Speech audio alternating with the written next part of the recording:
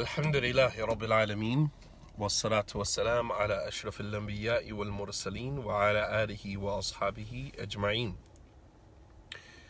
Alhamdulillah, just want to remind everyone about the upcoming event, the one-day marriage retreat that will be happening in Georgia, in Atlanta, Georgia, on April 21st, the weekend of April 21st, inshallah ta'ala. And this is called Managing the Flow, Marriage, Myths, and Me. This marriage retreat is one day for couples and for singles. There's a time specifically allotted for couples, and there's a time specifically allotted for singles. This one-day marriage retreat will consist of workshops. There will be food. We have a nice venue selected, alhamdulillah. We have a nice venue selected. You can go to the Facebook page, Sister Naila's Facebook page, Managing the Flow. There was also a page that was created for that. And you can see actually pictures of the venue. You can see pictures of the venue. There's a pool. There's, lounge area, all of that. So we will have the first session, which will be for couples, in the morning as well as in the early part of the afternoon, and then the later part of the night will be for the singles. And there will be workshops, there will be panel discussions,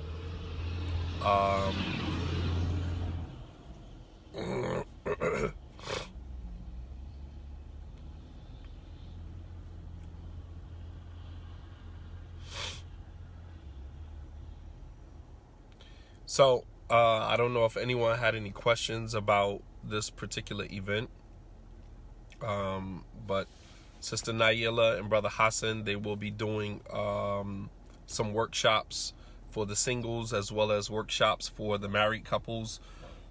I think one of the workshops that they're doing for the married couples is a guideline to living with each other in kindness, which is very important because living with your spouse is not easy.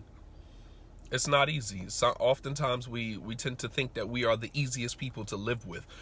Sometimes we describe ourselves as I don't really need much. I'm good. I'm a good person to live with. But the fact of the matter is that you're not. You're taking two different people from two different walks of life and putting them in the same home and telling them to essentially get along, live together. A lot of times we don't even take the time out, at the beginning part of the marital process. We don't even give ourselves enough time to figure out the person.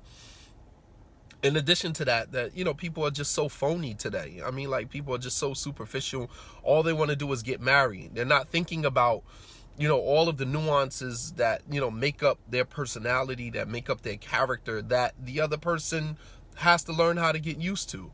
I mean, the thing about it is that the less you share about yourself in an honest and genuine way at the beginning of your marriage, the more problems you create for yourself later on.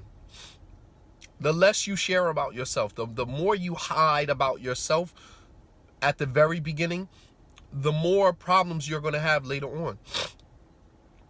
Why? Because, and not to mention that it's deception, that you're deceiving the person, because it's like a lot of times when after you marry someone, you start learning all of these new things about it, and you're like, well, why didn't you just tell me that, when we first got married? Why didn't you say that to me, when we were in our premarital, phase? Why didn't you say that at this time? Because everybody's so afraid. I don't want to say this because the person might not want to marry me. Well, if you hide that and then the person does marry you, you're creating an even bigger problem. Do you want to be in a marriage with someone who finds out something about you later on and then really, resents you for that? Or do you want to be upfront with the person from the very beginning and then allow the person to make their own decision at that phase? You understand what I'm saying? Why would you lie to somebody, man? And there's a lot of that goes on in the Islamic communities and relationships, man. New things, learning about a person is one thing. Person understanding that these are some of my flaws. These are some of my personal, character flaws that you need to know ahead of time, right? Learning new things, new information about, my nuances, my personality. That's something that, you actually look forward to. It's like unwrapping a gift, right? You're every day you are unraveling, your spouse.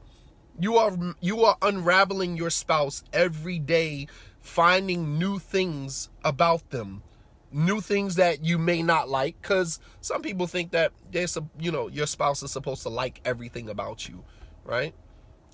There's some things about you that I don't like, and just respect that. That doesn't mean that I don't like you as a whole, as my spouse, but there will be some things about you that get on my nerve. You understand? There will be some things about you that get on my nerves, that some things about you that I just don't like. I don't like when you do this. I don't like when you do that. That doesn't mean that I don't like you as a person, as my spouse.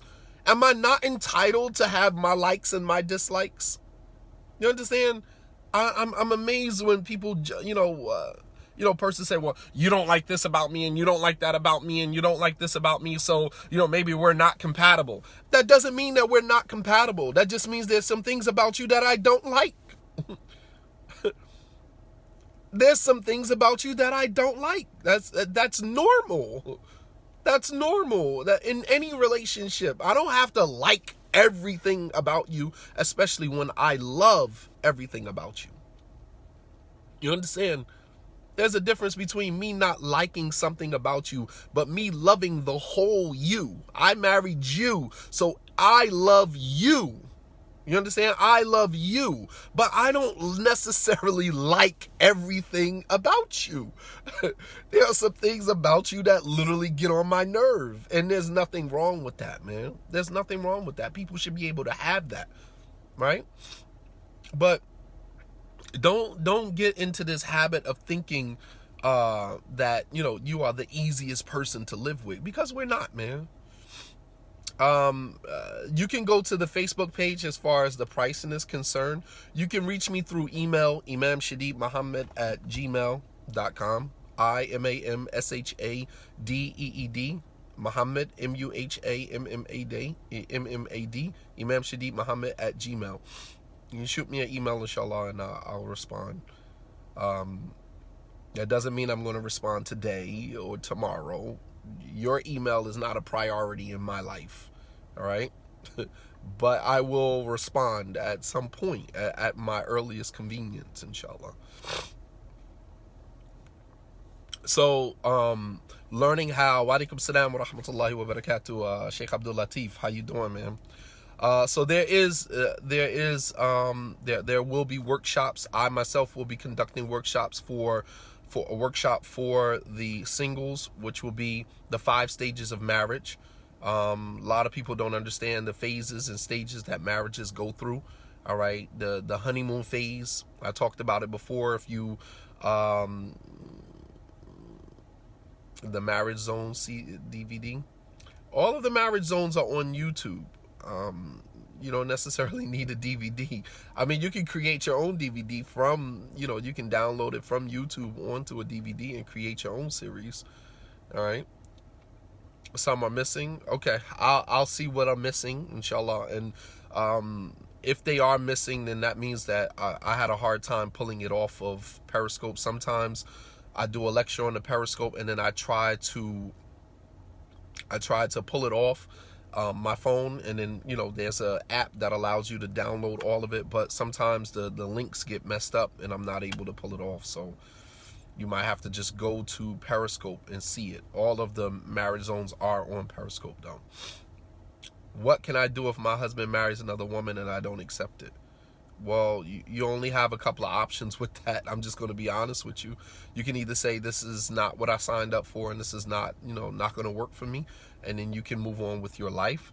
Or you can decide that, this is a new experience for me. Let me challenge myself. Let me see if I can actually handle this. This is part of Islam. I do actually love this guy, and let me see if I can make this work. and go into it with a sincere heart, a sincere intention, to try to, to live with it and make it work. Or you can leave. I mean, those are the only two options. But to force the man, this is another mistake, and I talked about this in my book on Polygyny, The Revolution of Love. A man's perspective on loving multiple women in a non-conventional marriage. That sometimes women, you cry, you kick, you scream, and then he ends up giving up the second wife and, just kind of, doing away with the whole idea. And then the husband ends up resenting you. He ends up resenting you. And believe it or not, sometimes the second marriage thing doesn't work. I'm not saying that you should depend on that. But sometimes it doesn't work. And sometimes men need to just have that experience. They understand that it's permissible. They are hanging around other men that may be talking about it. And then they're just bold enough to do it. And then they experience it. And then once they experience polygyny, for the first time, sometimes that's enough to say, you know what, that's more than what I bargained for. That's more than what I have the capacity to bear. And, I tried it. It didn't work for me. I've met many brothers who've tried polygyny one time and decided, you know what, this is not working for me. I'm good on that. If another brother decides he want to go after that, then let him do that. As for me, nah, it's not going to work for me. All right. And then, alhamdulillah, you have the situation that you wanted. But what women should not do, what you should not do is try to work the system, right? You're going to work the system to eventually he divorces the second wife, or he feels guilty for how he made you feel for marrying her, and then lets her go or divorces her. And then he ends up resenting you. He spends his entire duration of his marriage with you resenting you because you forced him to divorce the second wife. Don't do that, man. Don't do that. The man will spend the rest of his marriage with you, resenting you and actually punishing you emotionally for making him give up the second wife. It happens. Trust me. He will end up resenting you, and he will end up emotionally punishing you in the marriage. And you have to deal with that. So you have two options. If your husband decides to go into polygyny, you have an option. It should be a mutual agreement from the very beginning. You're absolutely right. Not necessarily a mutual agreement, but it should be a discussion. Islam is not good for women. Okay, goodbye. I don't understand why you come on here. Why can't women marry several men? Well, that's what is called polyandry. And although there are some societies that do practice that, in Islam, the only aspect of polygamy that is allowed is polygyny, which is the man having multiple wives. And the reasons for that are many. Number one is because women weren't emotionally wired to juggle multiple men, whereas men were wired to juggle multiple women, which has in every nation that you go to, women always outnumber men. Even here in America, women always outnumber men, and it's always like that. And God has wired men emotionally, physically, to be able to manage. And it's not that the man is, marrying two women, and it's not just about a sexual relationship. We're talking about maintaining, right? Because the man is the maintainer. So if we're saying that a woman is marrying multiple men, a man is not going to take care of a woman, right, that is being taken care of by another man. Men don't do that, right? A woman can, is okay being taken care of by multiple men. That's natural. But a man is not going to be able to handle that. When a man finds out men are extremely jealous, very territorial, right, very competitive, but a man is not going to take care of a woman knowing that she's being taken care of by another man. Men are not going to do that. We're not wired like that. But a woman would be okay being taken care of by multiple women, by multiple men. Evidenced by the society that we live in. We have women who, have a sugar daddy over here, a boyfriend over here, a main dude over here, and they okay with that. They receive gifts from all of them. They're being provided for all of them. They're okay with that. But a man is never okay with that. I'm talking about a real man. I'm not talking about, these cuckolds that, society is producing today. I'm not talking about that. I'm talking about a real man. No man is going to be okay knowing that, another man is taking care of his woman. We're not built like that. Whereas women, and I mean, there's so many examples for why this or why that. Nonetheless, this is what our religion has permitted. This is what God has permitted. This is, and the reasons for that are so many beyond what we could have what we could discuss in the few minutes that we have here. And nor do I know, nor do I think any woman would be okay with sleeping with multiple men. When a woman is emotionally engaged in a relationship, she doesn't see another man. Men can juggle multiple women and doesn't necessarily have to be engaged emotionally. What do I think about interfaith marriages?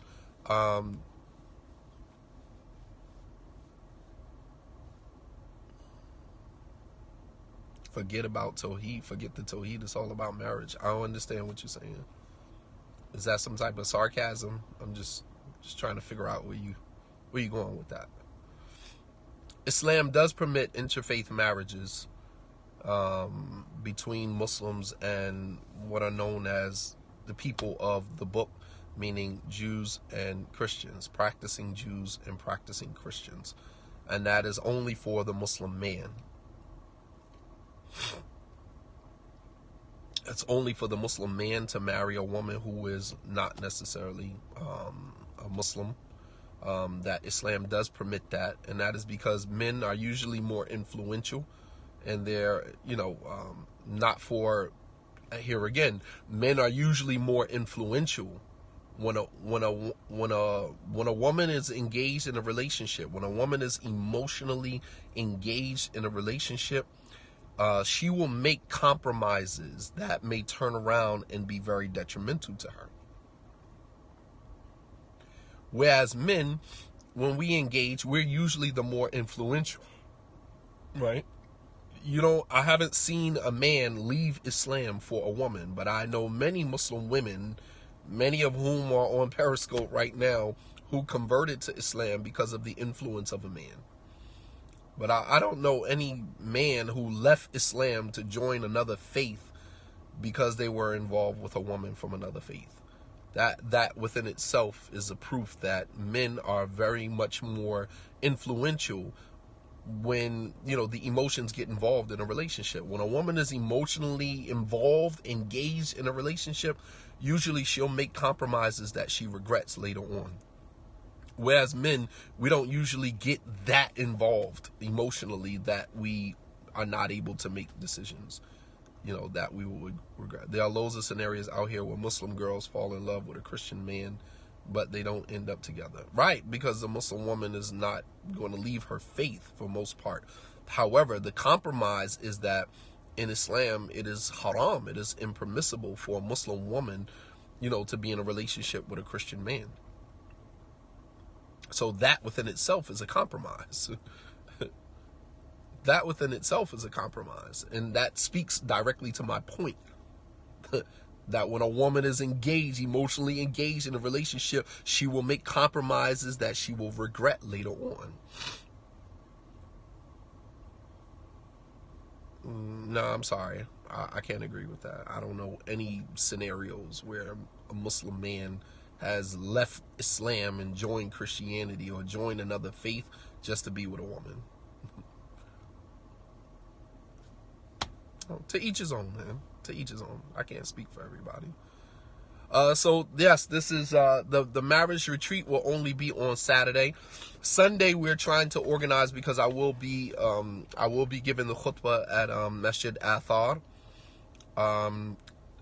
Masjid Athar. I will be giving the khutbah on Friday, And then there will be a Friday night lecture at the same masjid, Masjid al-Athar, in Atlanta, and Marietta, I believe. And there will be community dinner. So there will be a community dinner and a night lecture. And then Saturday is the marriage retreat. And we're still working on trying to figure out something for Sunday, because I will be there until Monday, inshallah. So we're still trying to figure out what we can do for Sunday to take advantage of the time. No, I don't come to the UK to do talks. Sorry. Is there a fee for the dinner and the lecture? No, not at all. The lecture is free. Masjid al-Athar, I think, is in Marietta, Georgia. The dinner and the night lecture are free. There's no fee for that.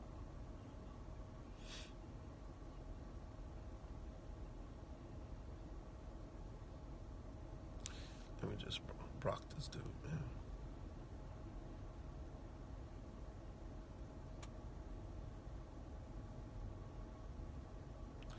Any other questions about the one-day marriage retreat? The one-day marriage retreat. Any other questions about this? That's April 21st. If you have not registered, please go ahead and register. We have loads of singles that have registered, but we're also looking for the couples to come out. Are y'all matching singles? No, we didn't intend to do that. I mean, if you find somebody there, then you find somebody there. I mean, but that's not the intention. Yes, I will have the books with me, inshallah. I will have the books with me. I mean, you know, if it's a halal environment, I mean, so if you find someone and then, you know, you want someone to make a situation happen for you, I mean, that can happen. That's what we're there for, to facilitate that. But that's not the intention. We're not intentionally inviting singles out so that they can mingle with one another. We're inviting you out so that we can impart some information for you. Give you some information. But if you happen to find someone that seems interesting and you want to know more about that person, we can make that happen. That's not a problem. So you can go to Sister Naila's Facebook page. You can go to my Facebook page. I think there's vending spots for 2 more people. Many brothers, converts today, are single, and most communities don't provide. I agree. Communities don't care about you getting married, if you haven't figured that out already. Muslim communities don't care about you getting married. If you find somebody and you go to the imam and you ask the imam to help you through the process, you might find the imam to help you with that. But to facilitate the process of getting you married, that's not, the masjid is not, they're not concerned with that. For years, the masajid that has not been a concern of the masajid. Not getting people married, nor helping people stay married. That's not their concern. They're not concerned with that. Yet, they want to pride themselves on having a community. Yet, they want to pride themselves on, you know, being a huge community, right? But at the same token, they don't want to facilitate, you know, the necessary elements that make a community, which is marriage. And not just marriage, but also facilitating the tools to keep people married, like counseling, like workshops, like, you know, outings, like, you know, outings for married couples, and all of those other elements that help keep people married. Any fool can get married.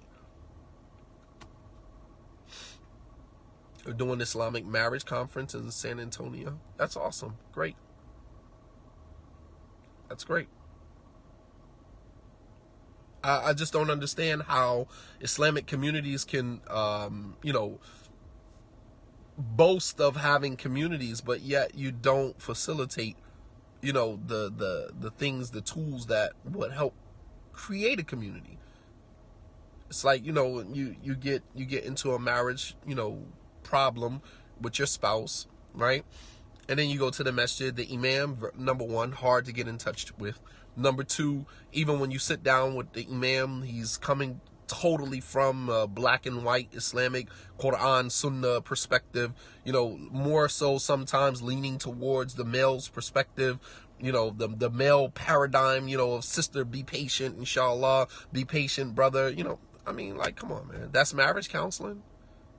That's what you call marriage counseling? That is what's going to help keep the marriages in the community together? You got to be kidding me, man. I feel sorry for couples in the Islamic community that, that can't get their needs met. Not in terms of getting married and not in terms of staying married. The needs are not being met. Yet we want to boast about having a huge community. Anyway, so that's April 21st, inshallah, Saturday, April 21st. That's 2.5 weeks from now, in Atlanta, Georgia. You can go to Sister Naila and Hassan's Facebook page. You can go to my Facebook page. You can register today, inshallah ta'ala. I do think they have a couple of vending spots left over. There will be vending, there will be food. And come out and let's take advantage of the opportunity. Sister Naila and Brother Hassan, they are diamonds in the rough. Literally, man, diamonds in the rough, man. When I found out about them and how exceptional their ability to, administer marriage counseling, I don't even do marriage counseling anymore as a result of that. I don't even do marriage counseling anymore, period. Anyone knows that if you email me, you ask me for marriage counseling, I'm going to refer you to them. I don't do marriage counseling, period. Once I found out about them. Very powerful couple, mashallah, and the very experienced and professional. If you're serious about marriage counseling, please go see Sister Naila and Brother Hassan. If you guys have no more questions, inshallah, then I'm going to log off here. Where can that information be found? You can find it on their Facebook page. That Clay Couple. That's their name. That Clay Couple. You can go on Facebook. You can go on Instagram. All of them. That Clay Couple. They're on LinkedIn. They're on Instagram. They're on Facebook.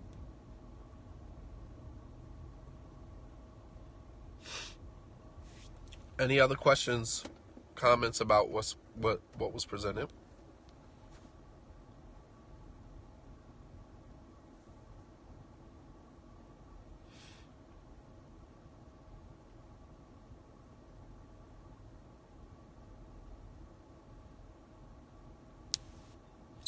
Okay. Looking forward to seeing you guys, inshallah. Jazakumullahu khairan. Wassalamu alaikum wa rahmatullahi wa barakatuh.